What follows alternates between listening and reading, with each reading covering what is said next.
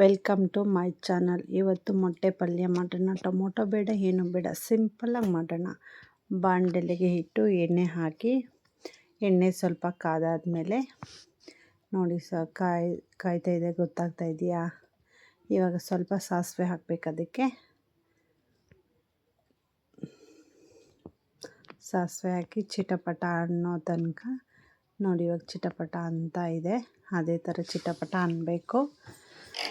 ಇಲ್ಲಾಂದರೆ ಹಾಗಾಗಿ ಇದ್ದರೆ ಚೆನ್ನಾಗಿರಲ್ಲ, ಸಾಸಿವೆ ಥರ. ಆಮೇಲೆ ಈರುಳ್ಳಿ ಹಾಕಿ, ಈರುಳ್ಳಿ ಜಾಸ್ತಿ ಬ್ರೌನ್ ಕಲರ್ ಏನು ಬರೋದು ಬೇಡ, ಸ್ವಲ್ಪ ಹಾಗೆ ಸಿಗ್ತಾ ಇರಬೇಕು ಬಾಯಿಗೆ, ಚೆನ್ನಾಗಿರುತ್ತೆ. ಸ್ವಲ್ಪ ಕರಿಬೇವಿನ ಸೊಪ್ಪು ಹಾಕಿ ಚೆನ್ನಾಗಿ ಮಿಕ್ಸ್ ಮಾಡ್ಕೊಳ್ಬೇಕು. ನೋಡಿ, ಇನ್ನು ಸ್ವಲ್ಪ ಈರುಳ್ಳಿ ಹಾಗೆ ಇದೆ, ಹಾಗೆ ಇರಬೇಕು, ಅಂದರೆ ತಿನ್ನೋಕ್ಕೆ ಚೆನ್ನಾಗಿರುತ್ತೆ. ತುಂಬ ಸಾಫ್ಟ್ ಆಗಿಬಿಟ್ರೆ ಚೆನ್ನಾಗಿರಲ್ಲ ಪಲ್ಯಕ್ಕೆಲ್ಲ. ಆಮೇಲೆ ಹಸಿಮೆಣಸಿನ್ಕಾಯಿ ಹಾಕಿ ಫುಲ್ ಫ್ರೈ ಮಾಡ್ಕೋಬೇಕು. ಚೆನ್ನಾಗಿರುತ್ತೆ ಮೊಟ್ಟೆ ಪಲ್ಯ ತಿನ್ನೋದಕ್ಕೆ, ಚಪಾತಿ ಜೊತೆಗೆ ಮತ್ತು ರೈಸ್ ಕಾಂಬಿನೇಷನ್ಗೆ, ಮುದ್ದೆಗೆ ನಂಚ್ಕೊಳ್ಳೋಕ್ಕೆ ಎಲ್ಲ ಚೆನ್ನಾಗಿರುತ್ತೆ. ರುಚಿಗೆ ತಕ್ಕಷ್ಟು ಉಪ್ಪು ಹಾಕಬೇಕು, ನೋಡ್ಕೊಂಡು ಹಾಕ್ಕೊಳ್ಳಿ. ಉಪ್ಪು ನಿಮ್ಗೆ ಎಷ್ಟು ಬೇಕೋ ರುಚಿಗೆ ತಕ್ಕಷ್ಟು ಅಷ್ಟು. ನೀವು ನಾನು 4 ಮೊಟ್ಟೆಗೆ ಮಾಡ್ತಾಯಿದ್ದೀನಿ, ನೀವು ಎಷ್ಟು ಮೊಟ್ಟೆಗೆ ಬೇಕೋ ಅಷ್ಟು ಮೊಟ್ಟೆಗೆ ಹಾಕ್ಕೊಂಡು ನೋಡ್ಕೊಂಡು ಮಾಡ್ಕೊಳ್ಳಿ.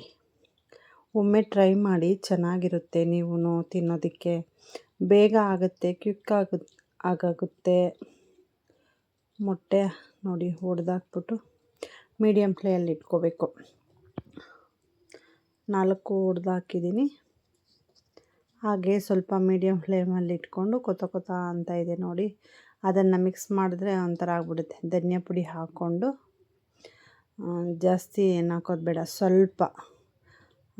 ಸ್ವಲ್ಪ ಹಾಕ್ಕೊಂಡು ಮಿಕ್ಸ್ ಮಾಡಿ, ಆಮೇಲೆ ಇವಾಗ ಕೊತ್ತಂಬರಿ ಸೊಪ್ಪು ಹಾಕಿ ಲಾಸ್ಟಲ್ಲಿ ಸ್ವಲ್ಪ ಒಂದು 4 ರೌಂಡ್, ಒಂದು ಸೆಕೆಂಡ್ ಅಷ್ಟೇ ಸಾಕು. ಕೊತ್ತಂಬರಿ ಸೊಪ್ಪು ಹಾಕ್ಬಿಟ್ಟು ತಿರುಗಿಸ್ಬಿಟ್ಟು, ಈಗ ನೋಡಿ ಚೆನ್ನಾಗಿರುತ್ತೆ. ಒಮ್ಮೆ ನೀವು ಟ್ರೈ ಮಾಡಿ ನೋಡಿ ಯಾವ ಥರ ಬಂದಿದೆ ಅಂತ ಕಮೆಂಟ್ ಮಾಡಿ.